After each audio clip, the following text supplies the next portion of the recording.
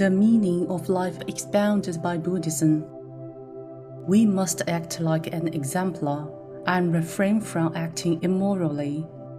What defines an exemplary person? To put it simply, an exemplary person is someone who is willing to take a loss. What about someone who is morally debased? The morally debased are constantly thinking about how to take advantage of others. I hope that all disciples can practice self-discipline at all times, asking yourself whether you are an exemplary person or a morally debased person. You must repent and reflect on the things you did wrong in the past.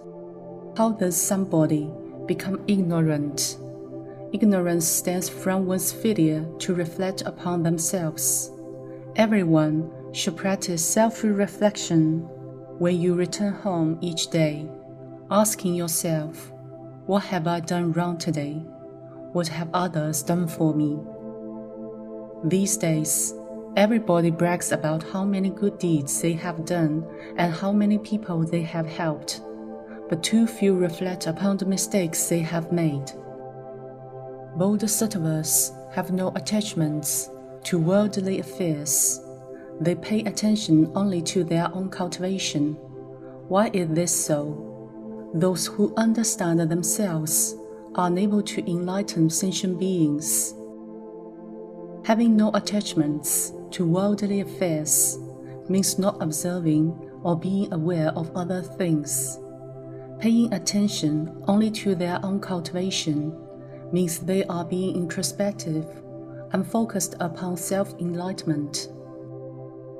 You might wonder if focusing only on one's own enlightenment without caring about others is the practice of Theravada Buddhism, but you will be wrong. Those who understand themselves do so with their feelings. In fact, they are enlightening all sentient beings. Human beings are an entity, with each person's body coming from the same primeval soul. Try to bring awareness to your feelings by using your primeval soul, so that what you actually feel is all the sentient beings of this world. If you can sense whether or not you are doing the right thing, you are feeling sentient beings. Hence the notion, to have great compassion is to regard ourselves as being one with all. What is the most honorable thing in life? Please bear this in mind. Even when faced with hypocrisy and injustice, the most honorable thing in life is that you are still able to maintain kindness toward these people. If you discover that the other party is a hypocrite or an unrighteous person, and yet you are still able to extend your warmth to them with a smile, then you are a Bodhisattva. How many of you can do this? Learn to be tolerant of others, as they are yet to start their spiritual practice. They are still just ordinary people. However, you are a practitioner. You know yourself is just a false self. Therefore, do not regard the self as something real. How can we earn respect from others? It is through our cultivation in both our speech and our behavior. That is why we call it cultivation of the mind and behavior. It encompasses our speech and actions, including the behavior of our minds. A person's life only becomes meaningful when it's connected with the lives of others. With them, there is you. With you, there is me. With me, there is them. This is a circle. Without interpersonal relationships connecting us all, one cannot survive in this world. For example, if a person is intolerant of others, has no friends, doesn't get along with their parents, children, or friends, and has no contact with others, then what is the meaning of their existence in this world? We are a community of shared life. From a metaphysical point of view, human beings are of a primeval community. Since the beginning of time, we have been together. Therefore, we should help and care for one another. If you see somebody's shortcomings and point them out for their own sake, you need not worry about being misunderstood. In fact, everything in the world is closely related to all living phenomena. In other words, everything in this world has its meaning and its purpose. We human beings have sentiments, just as vegetables have the elements that allow them to grow. For example, watermelons grow to be consumed and help you quench your thirst. Similarly, vegetables grow to be consumed by you and provide you with nutrients. Do you think plants have no life? The fact that they are consumed adds meaning to their lives. Therefore, we human beings and everything in this world have meaning and purpose. Take note, do not waste food, as it amounts to the wasting of life and the diminishment of blessings. Many wealthy people are very generous in the act of giving, but frugal when spending money on themselves.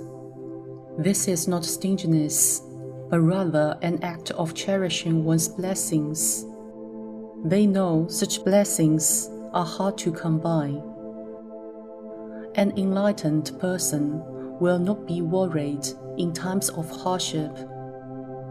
Whatever circumstance they encounter, they act in accordance with karmic conditions, without regard for gains or losses. Their mind remains steady, neither increasing nor decreasing. While conforming with the way, they turn themselves from an ordinary person into a sage. This very mind is Buddha. An enlightened person will not be worried in times of hardship. An enlightened person will not be worried when encountering trials and tribulations. This is because they have realized the truth that suffering in life is inevitable. People come into this world to suffer. They know that suffering is natural and something they ought to endure. As such, there is no cause for worry. They will accept the hardship willingly.